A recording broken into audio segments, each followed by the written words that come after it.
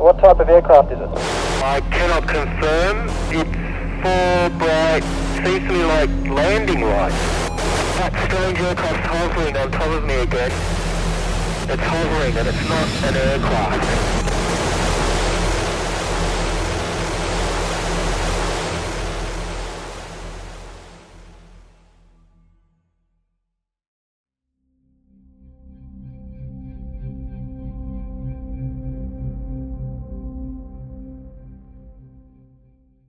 Santo Domingo, Dominican Republic, 1980.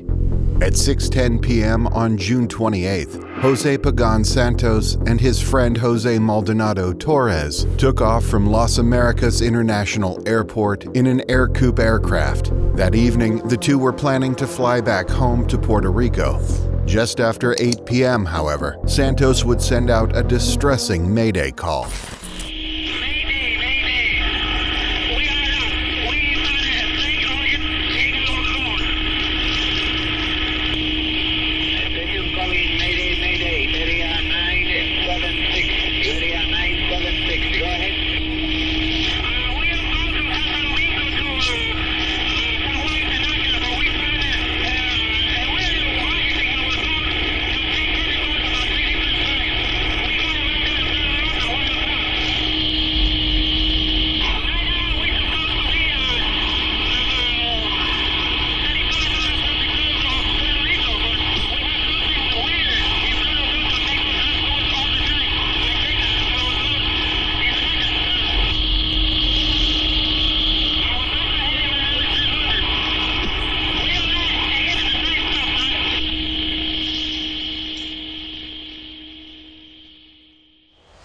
Following this mayday call, the Atlantic Fleet Weapons Range pinpointed the aircraft's last known radar position, approximately 35 miles west off the coast of Puerto Rico. Search and rescue teams from various agencies were then immediately dispatched to the area to find Santos and Torres. Over a dozen aircraft and ships would scour the vicinity late into the night, looking for any sign of them. There was absolutely no trace of the two men or their plane near the last recorded radar location, however.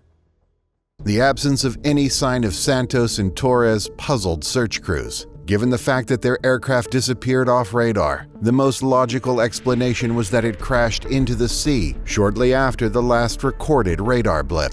If that were the case, however, it's perplexing that no evidence was discovered in the area, especially considering the fast arrival of searchers. Furthermore, if Santos was in danger of crashing into the sea, why would he not have sent out more mayday calls? He knew that his transmission was being picked up as he was already on the line with operators, and therefore could have easily communicated that he was in an emergency situation.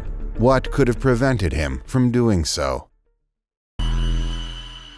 Despite further searches over the following days covering many square miles, Jose Pagan Santos, Jose Maldonado Torres, and their aircraft remained unaccounted for. The effort to find them was eventually called off in early July.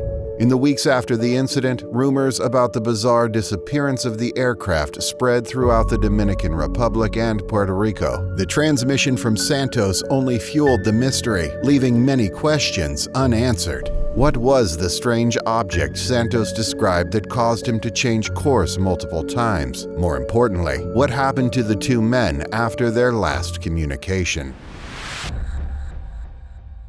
Several months after Santos and Torres vanished, Puerto Rican UFO investigator Jorge Martin was tipped off about the incident by insiders. He initiated an investigation and soon discovered that Puerto Rican and Dominican authorities were being tight-lipped about the case. Martin suspected they were withholding key details about what happened that night. His further inquiries revealed that even the families of the two men were convinced that their disappearance involved an extraordinary element. At a UFO seminar in the United States sometime after the incident, Martin shared a peculiar vision Santos's mother experienced just 2 weeks following her son's disappearance. Here is that audio. She said to me that one afternoon she was crying, and all of a sudden he appeared in front of them. In a flash of light, he materialized in front of them. He was wearing a tight-fitting, one-piece green tornasol suit metallic looking, with dark boots up to his knees. And he told them not to worry, not to cry anymore. He was okay. That he was taken by these beings, and that he felt very happy because he was with them in a base they had underwater north of Puerto Rico, to the north of Puerto Rico, in the area known as the Abyss of the San Juan Trench. So after that, he told him again not to worry, not to cry anymore, that he was well, he was okay. And the flash of light appeared again, and he dematerialized, and that was all. They never said that to anyone else, but they said that to me and gave me permission to say it after that. The peculiar vision in no way proves anything extraordinary happened to Santos and Torres on the night of their disappearance, but it adds to the intrigue of their case. Santos's mother was not known to fabricate stories, according to Martin, which made her vision all the more bizarre to him.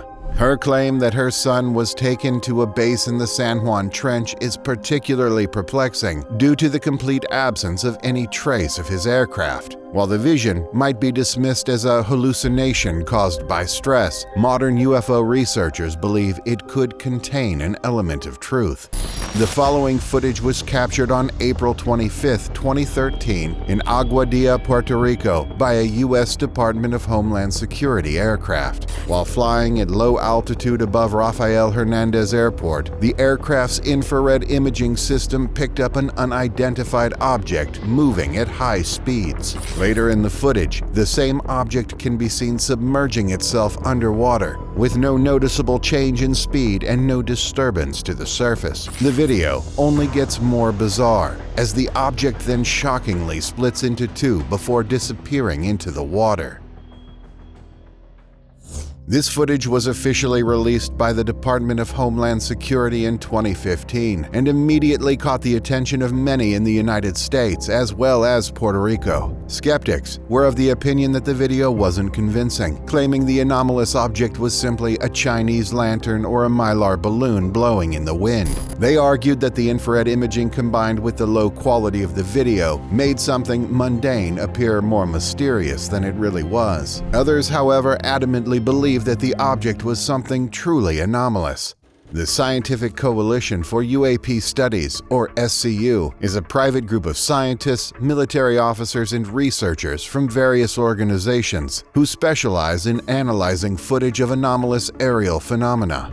In late 2013, before the public had access to the Aguadilla video, it was submitted to the group by an anonymous source for analysis. In May of 2015, after spending almost 2 years going over more than 7,000 frames recorded in the video individually, the SCU released a 162-page report on the incident. They discovered several oddities that could not be explained, such as the speed of the object. The SCU calculated that it was traveling up to 120 miles per hour and maintaining nearly the exact same velocity in the water as in the air. To date, there is no known craft which can seamlessly transition from air to water without losing speed or significantly affecting the surrounding environment. The SCU also found that the object splitting in two wasn't a data error in the footage, and there was no logical explanation that could account for it. The report concluded that the Aguadilla video stands as the best documentation of an unknown aerial and submerged nautical object exhibiting advanced technology that the SCU has analyzed to date. The release of the 2013 Aguadilla footage sparked speculation about a potential link to the vanishing of Santos and Torres among UFO researchers. This speculation stemmed from the fact that the final radar location of their plane was less than 40 miles from where the UFO was captured on video. The proximity of a mysterious object near the area two men vanished under unusual circumstances strikes many as more than just mere coincidence. The footage showing the UFO disappearing into the sea is particularly compelling, given the vision Santos's mother reported of her son in an underwater base. These peculiar details have led some investigators to theorize that the men might have been abducted after encountering a UFO similar to the one seen in the 2013 footage. While this theory sounds outlandish, it offers an explanation for some of the case's more inexplicable elements, such as the lack of evidence near the aircraft's last known radar position. The high-speed maneuverability of the UFO in the Aguadilla footage can also explain why Santos had to change course multiple times. Despite the mysterious aspects surrounding the disappearance of Santos and Torres, many believe there is a logical explanation for the incident. One alternative theory suggests that Santos might have become disoriented due to the autokinetic effect while flying. This is an optical illusion where a stationary point of light in an environment that is dark and featureless appears to be in motion, when it is, in fact, completely still. For a pilot flying at night, such a stationary light might mistakenly be perceived as an approaching object. As such, it's speculated that the object Santos saw was not an external entity, but an illusion caused by the autokinetic effect. In the darkness over the vast expanse of the ocean, Santos might have misinterpreted a distant stationary light as an object in his flight path, possibly leading him to take unnecessary evasive maneuvers. These maneuvers might have resulted in his aircraft stalling and ultimately crashing into the ocean.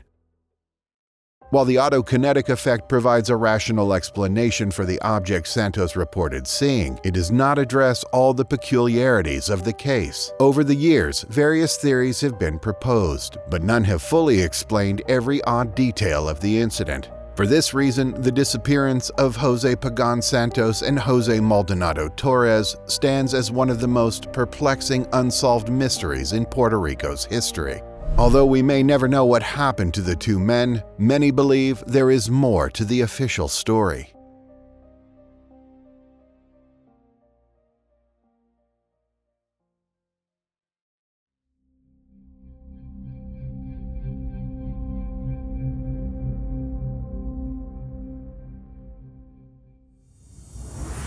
Melbourne, Australia, 1978.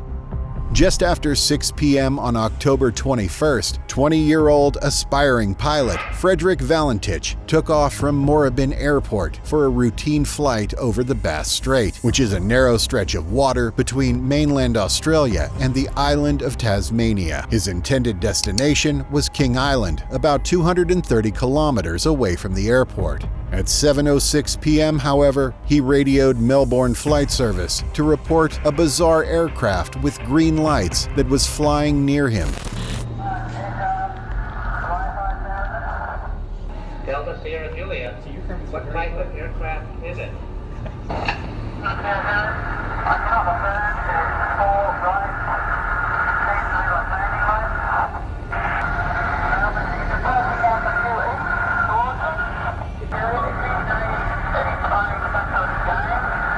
Delta Sierra Julia, and confirm you cannot identify the aircraft.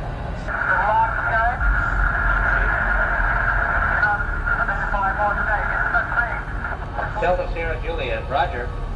How large would the object be?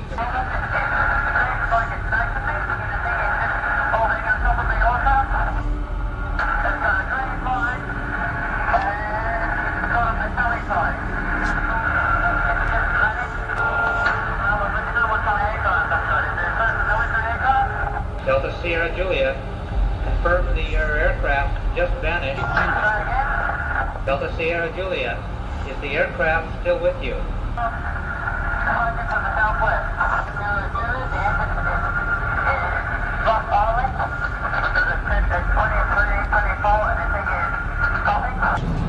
Delta Sierra Julia, Roger. What are your intentions? My intentions are to go to King Island, Melbourne. The strange aircraft is hovering on top of me again. It is hovering, and it's not an aircraft.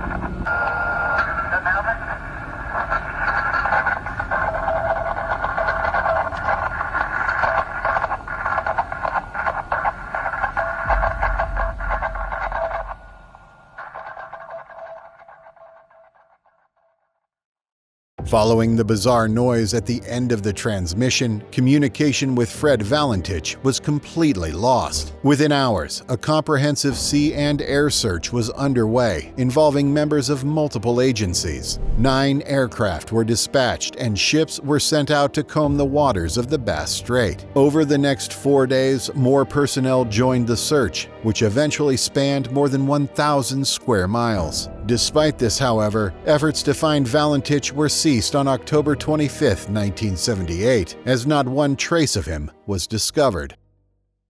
In the weeks following the disappearance of Valentich, his case gained international attention. As a result, numerous theories regarding what may have happened to him were proposed all around the world. The young pilot's bizarre transmission and eerie last words led to one prominent theory, however. Fred Valentich was abducted. On the day Fred Valentich disappeared, there were countless reports of bizarre activity around the Bass Strait area near his intended flight route. 6 weeks after Valentich vanished, plumber and amateur photographer Roy Manifold came forward with a shocking photo, which he took on the 21st of October. He captured what appears to be a solid object flying in the sky above the water. According to Manifold, he had set up his camera to photograph a sunset while visiting Cape Otway when he captured this anomaly. He did not actually observe anything in the sky, however, and only noticed the strange object when he had the film developed the next day. At first, Manifold just assumed the object was a developing error, until he later saw a news story about Fred Valentich. He realized that the photo was taken just 20 minutes before Valentich's transmission, near the area where he vanished on the same day. Upon learning this information, Manifold went public with the photograph. Roy Manifold's photograph quickly spread throughout Australia and eventually caught the attention of Kodak, the manufacturer of the camera it was captured on. The company was able to verify that the strange apparition wasn't a developing error, film defect, or any other defect they could account for. Kodak's investigation concluded that the object was in fact actually in the sky that evening, although they had no further explanation as to what it was. The photograph was later sent to Ground Saucer Watch Laboratories, a now defunct organization of more than 500 scientists, engineers, and researchers that specialized in analyzing UFO evidence. Computer photo enhancement revealed that the body of the object was spherical and symmetrical, with a diameter of approximately 70 feet across. The group's investigation also found that the anomaly couldn't have been caused by dirt or damage to the film. After Roy Manifold went public with the mysterious photograph, the theory that Fred Valentich was taken became even more popular. Unbeknownst to many at the time, however, there was also a plethora of eyewitness accounts of bizarre activity around the Bass Strait area on the day Valentich vanished. One notable sighting was reported by a man under the pseudonym Ken Hansen, who lived just south of Apollo Bay. Hansen claimed he was driving home with his 2 nieces on the evening of October 21, 1978, when they observed a large green light in the sky flying closely above a small aircraft. Upon closer inspection, the green light appeared circular and seemed to be almost riding on top of the aircraft, according to Hansen. The presence of the light was so unusual that he decided to pull over and stop. Hansen and his nieces got out of the car to observe the light for a few moments until it disappeared from sight along with the aircraft. Hansen only became aware of Valentich's disappearance by chance years after the fact, when he told a local police officer about the sighting he reported on the very same night. His account is very significant because he specified that the light he saw was green, corroborating what Valentich said during his transmission. UFO researcher Paul Norman eventually interviewed 20 other eyewitnesses from the same general region as Hansen, who described seeing an erratically moving green light in the sky the night Valentich disappeared. The fact that so many witnesses reported seeing the same thing cannot be easily overlooked. Although there were countless strange details surrounding the disappearance of Fred Valentich, many were skeptical of the idea that he was taken. One significantly more mundane theory proposed that Valentich was suffering from spatial disorientation when he sent out the transmission and was actually flying upside down. In this scenario, he may have mistaken his own lights reflecting off the water's surface for another flying object. According to proponents of this theory, Valentich was a young and inexperienced pilot, so the idea that he might have simply gotten disoriented isn't far-fetched. The problem with this theory, however, is that fuel and oil systems on the Cessna aircraft he was flying relied on gravity to function. As such, it would have been impossible for Valentich to fly upside down for the duration of the transmission, because his engine would have ceased.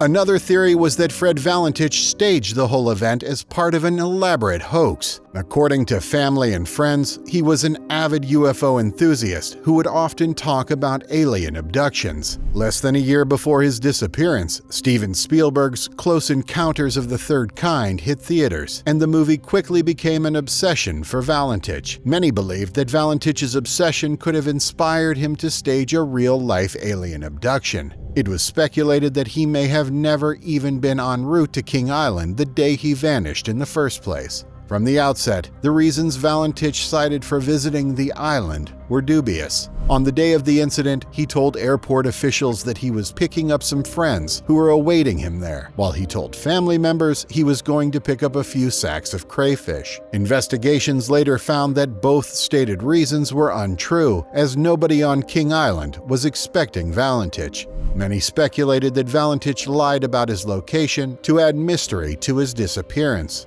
Melbourne police also received reports of a light aircraft making a mysterious landing near Cape Otway on the night of the incident, further adding credence to this theory. The existence of this plane was never verified, however. While the hoax theory seems plausible, it has been dispelled by many over the years, including family members of Fred Valentich. In a documentary about his disappearance, his father, Guido Valentich, stated that despite his son's fascination with UFOs, he was a serious individual who was not one for games. He was even handpicked as an air training instructor by his superiors at the RAAF Air Training Corps for his level-headedness. Staging such a sensational stunt would have been extremely out of character for him, to say the least. Furthermore, this theory doesn't explain the other bizarre facets of Valentich's disappearance, such as Roy Manifold's photograph or the reported eyewitness sightings on the day he vanished. Although we cannot know for sure if the sightings were related to the disappearance of Valentich, it seems all too coincidental that so much strange activity was reported on the same night he mysteriously disappeared. Since the disappearance of Frederick Valentich in 1978, several other theories have been proposed in an attempt to explain what happened to him. Some believe that he fell victim to a simple optical illusion, while others believe he may have ended his own life. In any case, his disappearance remains an enigma that continues to baffle many. The vanishing of Frederick Valentich will go down in history as one of the most bizarre and popularized aviation incidents ever.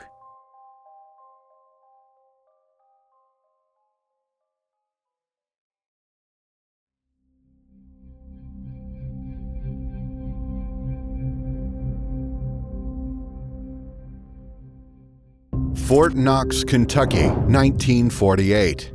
On the afternoon of January 7th, Godman Army Airfield received several reports of a large unidentified object flying at high speeds above Madisonville, Kentucky, and surrounding areas. Around 1:45 p.m., Sergeant Quentin Blackwell from the airfield's control tower observed a large aircraft hovering southwest of Fort Knox, which he estimated to be 250 feet in diameter. He promptly reported this unusual sighting to his superior, and the information quickly ascended the chain of command. By 2:30 p.m., several officers had joined Blackwell in the tower, observing the craft with keen interest. Around this time, a formation of 4 P-51 Mustang fighter jets flew over Godman Airfield. Blackwell immediately reached out to the squadron's leader, 25-year-old Thomas Mantell, to ask whether they had enough fuel to pursue the object. Although one pilot needed to refuel, Mantell, along with the other two, rerouted towards the direction of the object. Within 20 minutes of the pursuit, Mantell had the object in sight. At an altitude of 15,000 feet, he radioed back that the object was ahead and above him, traveling at an estimated speed of 180 miles per hour. As he drew closer, he described it as being metallic and of tremendous size. By this time, the other two pilots had already headed back to base to refuel, concerned about the risk of depleting their reserves at higher altitudes. Mantell, however, being the far more experienced pilot, decided to continue the ascent. He communicated his intentions over the radio, stating his plan to get closer for a more detailed observation of the object, but said he wouldn't go past 20,000 feet. Tragically, these words would be the last anyone ever heard from him. Shortly after Thomas Mantell's last communication, firefighters were dispatched to a crash site on a farm approximately 5 miles southwest of Franklin, Kentucky. There, Mantell's severely damaged P-51 Mustang was found, along with his remains. Following the discovery, an officer named Joe Walker was sent to conduct an initial investigation at the scene. Eyewitnesses recounted seeing the aircraft descend in a steep nose-first dive before it exploded in midair and subsequently hit the ground. Military personnel later arrived at the scene to recover the scattered remains of Mantell's aircraft.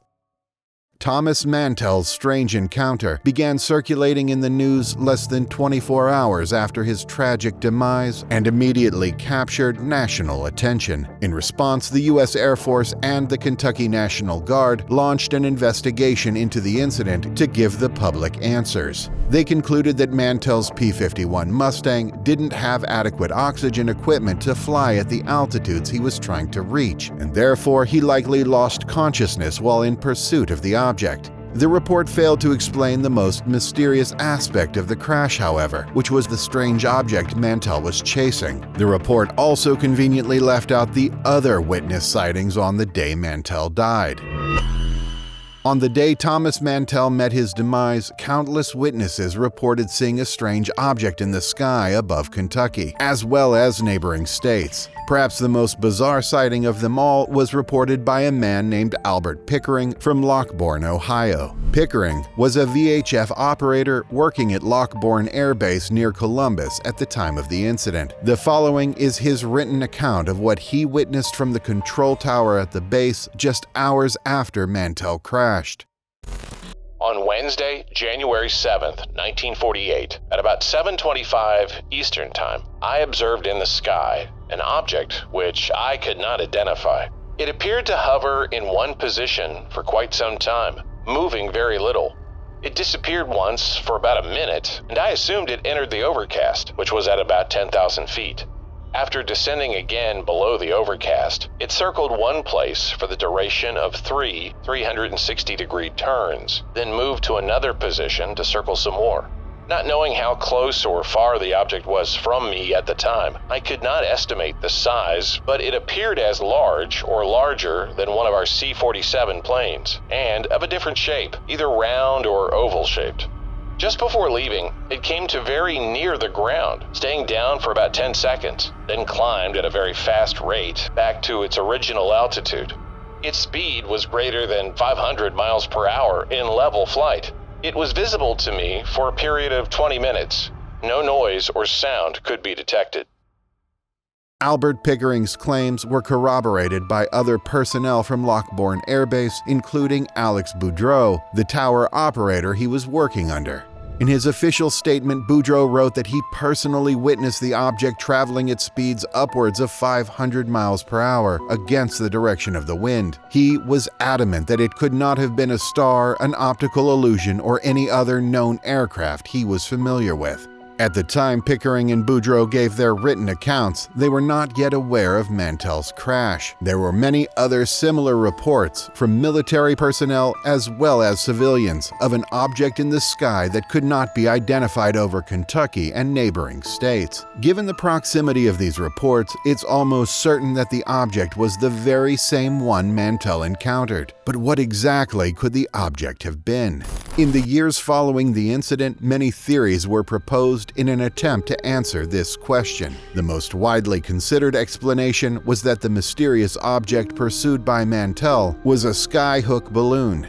Developed in secrecy for the U.S. Navy during the 1940s and 50s, skyhook balloons were high-altitude research balloons made from reflective materials, capable of reaching up to 100,000 feet and moving at significant speeds with the wind. Because of these properties, some researchers speculate that many notable UFO sightings of that era, including Mantell's, were actually sightings of skyhook balloons. At the time of Mantell's encounter, the existence of these balloons was classified and not made public until years later. Proponents of this theory suggest that Mantell could not identify the object because it was simply a technology he was unfamiliar with.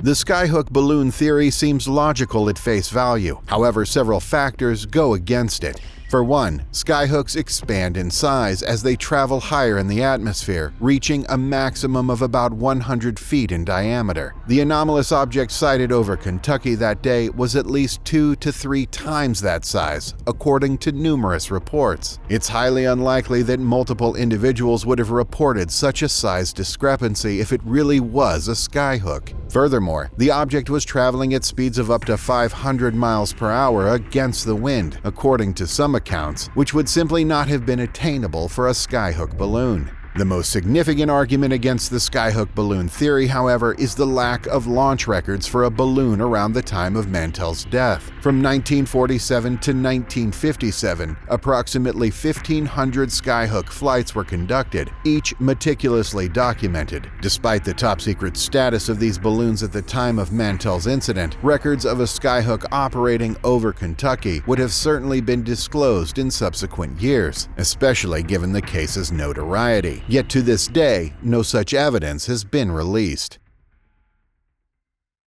The mysterious death of Captain Thomas Mantell in 1948 remains one of the most bizarre events in U.S. military history. His case is notorious because it was the very first recorded account of an Air Force pilot meeting his demise while chasing a UFO. To this day, countless theories about the nature of the object Mantell encountered have been proposed. However, none have been able to completely account for all the bizarre sightings which were reported on the day of the incident. Decades later, some still adamantly believe that there has to be a rational explanation which has been overlooked. Others, however, believe Thomas Mantell had an encounter with something not of this world.